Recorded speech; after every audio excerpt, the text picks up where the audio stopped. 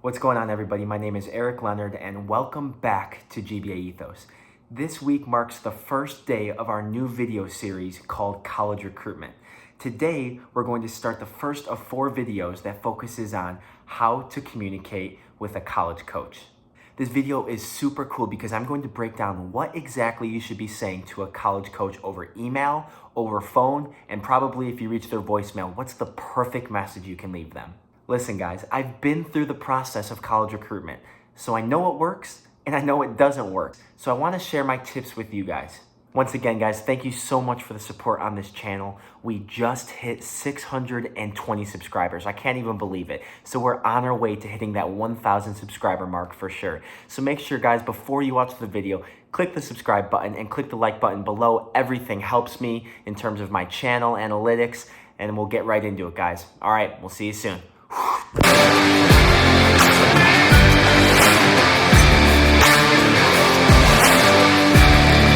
All right, before I go into the 3-step process of how to communicate with a college coach, I need to preface something in the beginning. Every single one of you who are going through this process, you need to create a 10-school list.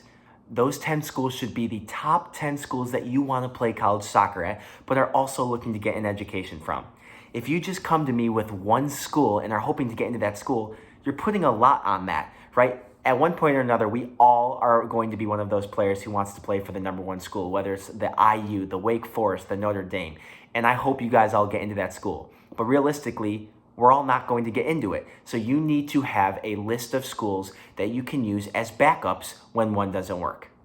The great thing with having a list of 10 schools is that if you don't hear back from a coach or they're not interested, that's fine. You cross off the school and you move down to the next one. But you need to have that 10 list school before you start this process. All right, assuming you have your list of 10 schools, let's go straight into the 3-step process.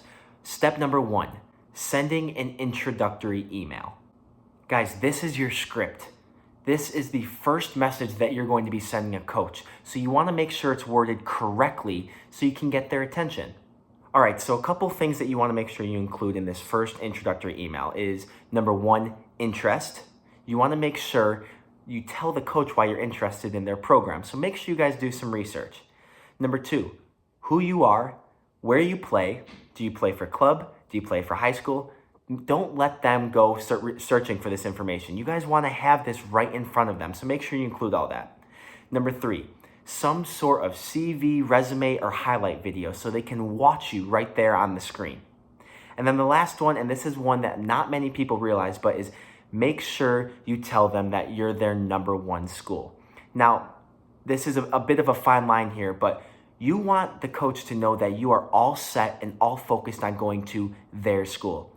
If you just send an email that says, hey, I'm interested in your school, any college coach is going to be like, okay, well, I'll put this guy to the side. But if someone sees, wow, they want to come to my school, this is their number 1 choice, they're definitely going to be more inclined to look at your highlight video. Now let's get into writing the email. What I thought I'd do is for all 3 of these steps, I want to help you guys write out a draft so you can see what I sent back in the day. Let's start. Hi, Coach Brown. My name is Eric Leonard, and playing for you at ABC University is my number 1 goal.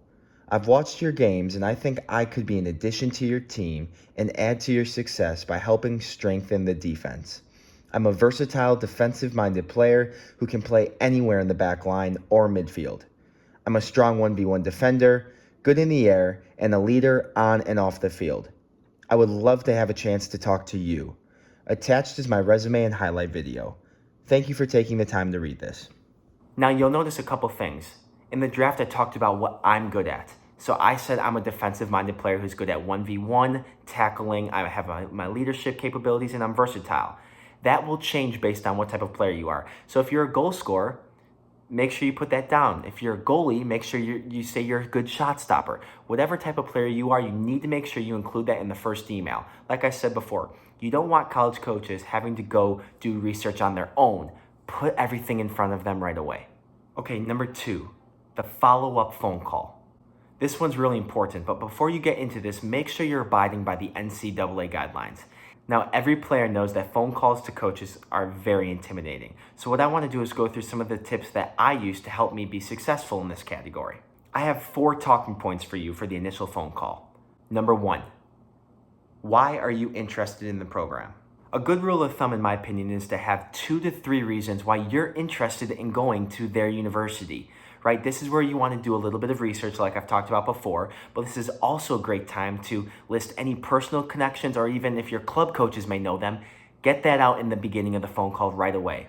Number 2, why are you a good fit for their program? Remember, you're trying to sell yourself to this coach, so you want to let them know why the coach should take you on their team. So this is a great time to right away talk about your abilities on the field, whether you're a goalkeeper, a midfielder, a defender, or a forward. List your attributes, but it shouldn't be athletic talent alone. This is a fantastic opportunity to set yourself apart. Let me give you an example. If I'm a college coach, these are some of the questions that I might want to know about you. Are you a leader on your club team? Are you involved in anything at school?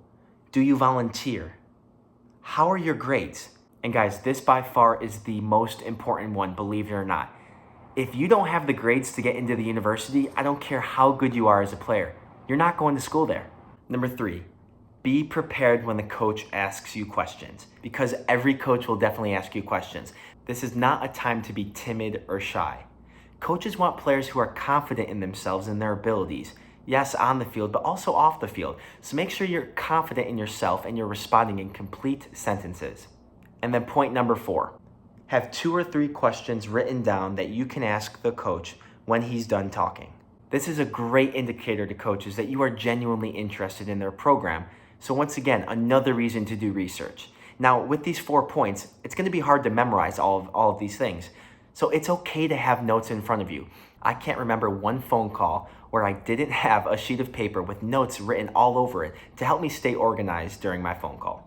Now, we're still in step 2, but I want to go more into the live phone call. What happens if the coach answers? Well, I can tell you right away, your first response is super important. You want to be respectful and you want to make sure it's a convenient time to talk to them. Hi, Coach Brown. My name is Eric Leonard, and I'm a defensive mid at William Fremd High School and Sockers FC Chicago. I recently sent an email with my highlight video and wanted to follow up with you. Do you have a few minutes to talk right now? Okay, you said your first couple things over the phone. Now, from here, there are 2 responses that a coach can make. The first response is, "Hi, Eric. It's not a good time, or I'm busy right now." Your response should be, "No problem. When would be a better time to call you back?" If you can, try to get a time frame so you can call back later at a more convenient time to the coach. The second response is, "Sure, Eric. I can talk right now." Now, if the coach is able to talk and it's a convenient time for him, your next couple words are super important. Here's what I would say. "Great. I've been following your program for a while now and was really impressed by your win against ABC State last weekend." Before we get into all the stuff we talked about earlier of what you should say and what you shouldn't say, make sure you show the coach that you're following their program. This is a great way to impress the coach early on in the conversation before you get to who you are. All right, now we have to talk about the voicemail section. For the most part, a college coach will not answer their phone on the first time, so you're probably going to get their voicemail. Now, it's super important that when you get a coach's voicemail, you know exactly what you're going to say. Now, a good rule of thumb is try to keep the voicemail less than 45 seconds. You definitely don't want to drag it out, but you want to make sure you hit the main ideas. Here's a good draft to go off of. "Hi, Coach Brown. My name is Eric Leonard, and I'm a defensive mid at William Fremd High School and for the Chicago Sockers FC. I will be graduating in 2023. I'm calling to follow up in an email I sent on September 1st. I'd love to know what you thought of my highlight video and if you have any feedback for me. I'll give you a call back tomorrow on September 28th at 7:30 p.m. and I'll resend my email so you can check out my highlight video. My phone number is 123-456-7890.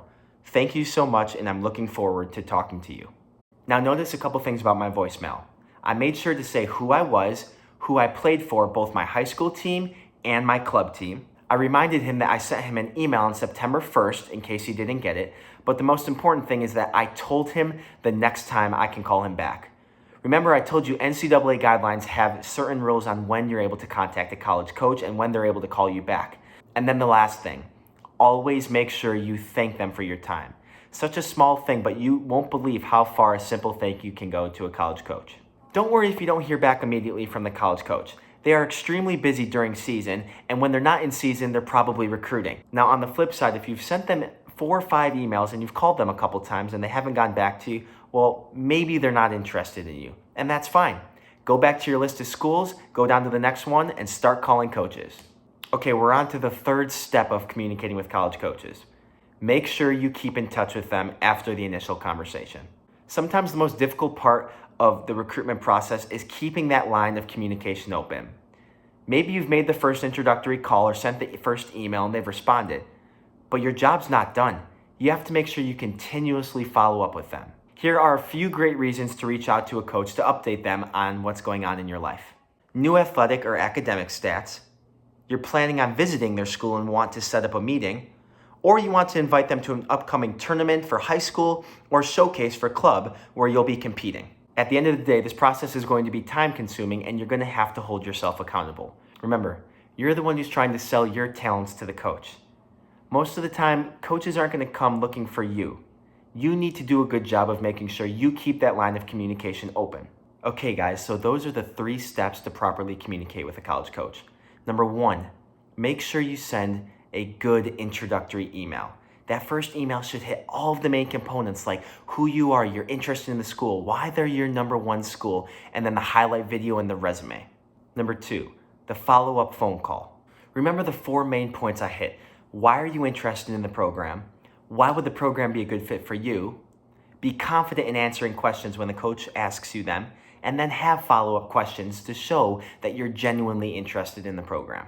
If the coach doesn't answer and you end up hitting the voicemail, that's fine. Have everything written out in front of you so you can make sure that you are clear and concise with your information. If the coach does answer, then great. Be confident in how you talk to them. Remember, you always want to make sure that it's a convenient time for him, so go through our 2-step process of figuring out what the best move is. And the 3rd step, keep in touch with them. Guys, just like anything else in life, college recruitment and getting to play college soccer is a grind. So you're going to have to work hard at keeping the lines of communication open. Remember, if there's any updates you have in your life, whether it's how you played in a game over the weekend, new stats you have, a grade that you got, your report card, whatever it is, volunteer work, those are great reasons to update the college coach.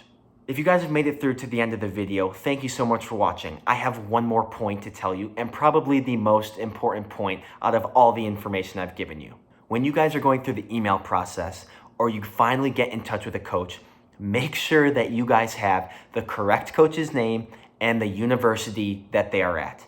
You guys might think this is funny, but I can tell you guys countless examples that I've had with college coaches who have told me personally years later that they had athletes who reached out to them using the wrong name or the wrong university.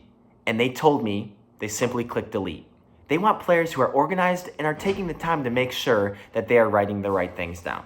And to follow up with this point, try to make sure that your email doesn't look like a copy and paste to every one of the 10 college coaches. You need to go through and edit it to make sure everything is written clearly. Make sure everything looks the same. The font and color size. You want each email and letter that you send out to be organized and to be professional. Thank you guys so much for taking the time to watch this video. I really hope you got something out of it. Remember, sometimes talking to college coaches can be super intimidating, but hopefully after watching this video, you can take this 3-step process to help you be successful during your college recruitment phase.